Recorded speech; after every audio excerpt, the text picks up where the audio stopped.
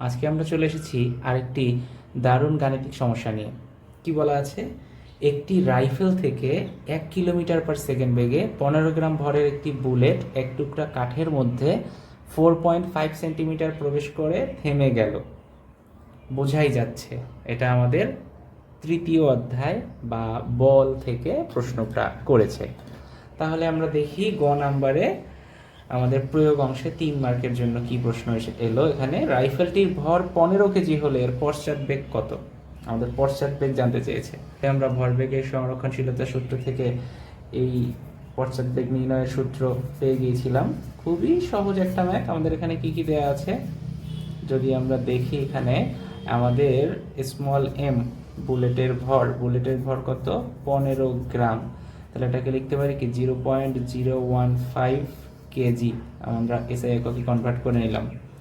আর বুলেটের বেগ small V 1 কিলোমিটার/সেকেন্ড। কিলোমিটারকে যদি মিটারে কনভার্ট করি তাহলে কি হবে? 1000 মিটার/সেকেন্ড। আমাদের বন্দুকের ভর ক্যাপিটাল এম 15 কেজি। বন্দুকের পশ্চাৎ বেগ ক্যাপিটাল ভি ইকুয়াল হোয়াট? তাহলে আমরা একবারে সরাসরি লিখে দিতে পারি, কি জানি? We have V equal M V minus M V by capital M. এখানে আমাদের এম মানে পশ্চাৎ বেগ 0.015 ভি।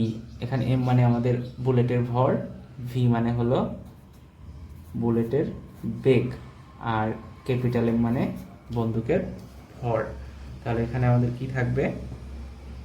15/15, অর্থাৎ বুলেটের পশ্চাৎ বেগ হবে -1 মিটার/সেকেন্ড। হয়ে গেল। আচ্ছা, ঘ ঘ মার্কে আচ্ছা ঘ 4 নং প্রশ্নে কি বলেছে? বুলেটটিকে বাধাদানকারী বলের মান নির্ণয় করো। এবার বুলেটের বাধাদানকারী বলের মান, বলের ক্ষেত্রে আমরা কি জানি? বল এফ ইকুয়াল এম এ। তাহলে বাধাদানকারী বল এফ ইকুয়াল এম এ। এ বলতে কি বোঝাচ্ছে? ত্বরণ। কিন্তু এখানে দেখো এক টুকরা কাঠের মধ্যে 4.5 সেন্টিমিটার প্রবেশ করে থেমে গেল, তার মানে এখানে কি বেগ হ্রাস পেয়েছে। তাহলে এখানে হবে আমাদের মন্দন। এবার মন্দনের মান কিভাবে বের করতে পারি? আমরা বুলেটের মন্দন যদি প্রথমে বের করতে পারি, এর ভ্যালু যদি বের করতে পারি, তাহলে বাধাদানকারী বলের মানও নির্ণয় করতে পারবো।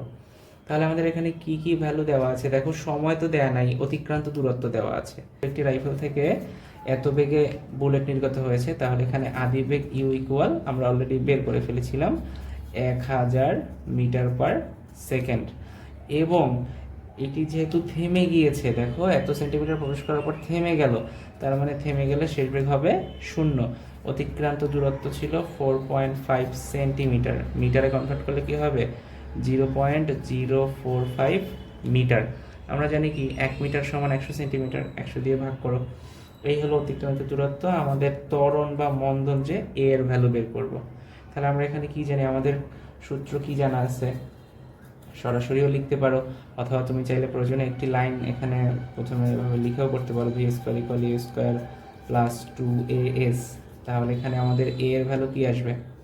এ ইকুয়াল আসবে ভি স্কোয়ার, ইউ স্কোয়ারের পাশে গেলে মাইনাস ডিভাইডেড বাই 2s। তুমি কিন্তু এই লাইনটাও চাইলে প্রথমেই লিখে নিয়ে ক্যালকুলেশন করতে পারতে। শেষ বেগ 0 মাইনাস 1000 এর square divided by 2 into S এর ভ্যালু 0.045। তাহলে আমরা প্রথমে 1000-এর যদি বর্গ করি, এরপর এটাকে ভাগ করব কত দিয়ে? 2 ইন্টু 0.045। তাহলে আমাদের ভ্যালু চলে আসতেছে অনেক বড় একটা ভ্যালু, 111111111.11। দেখো এখানে মাইনাস চিহ্ন থেকে যাবে, কারণ এই যে মাইনাসটা থেকে গেছে। এত মিটার/সেকেন্ড স্কোয়ার। আমরা চাইলে এটাকে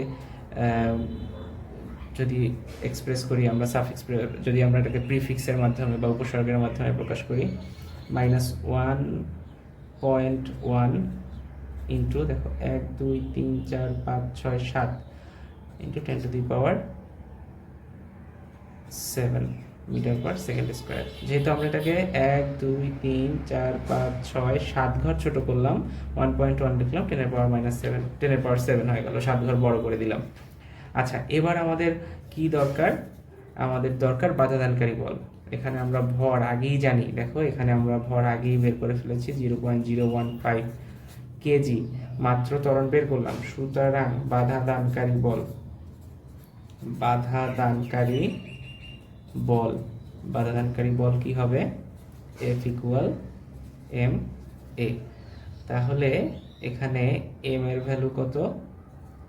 0.015 ইন্টু -1.1 ইন্টু 10⁻⁷। তাহলে এটাকে আমরা গুণ করব 0.015 এর সাথে। তাহলে আমরা পাচ্ছি বাধাদানকারী বলের মান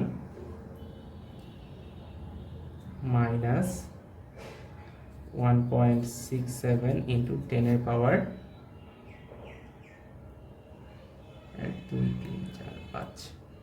ইন্টু 10⁻⁵ এত নিউটন। এখানে মাইনাস চিহ্নটা বাদ দিয়েও তুমি মান বসিয়ে, ত্বরণের মান বসিয়ে ক্যালকুলেশন করতে পারো, আর মাইনাস চিহ্ন সহও করতে পারো। কিন্তু মাইনাস চিহ্ন সহ যদি করো তাহলে অবশ্যই এরপরে লিখে দিবে এখানে ঋণাত্মক চিহ্ন বাধাদানকারী বল প্রকাশ করে, এখানে ঋণাত্মক চিহ্ন বাধাদানকারী বল নির্দেশ করে। ধন্যবাদ।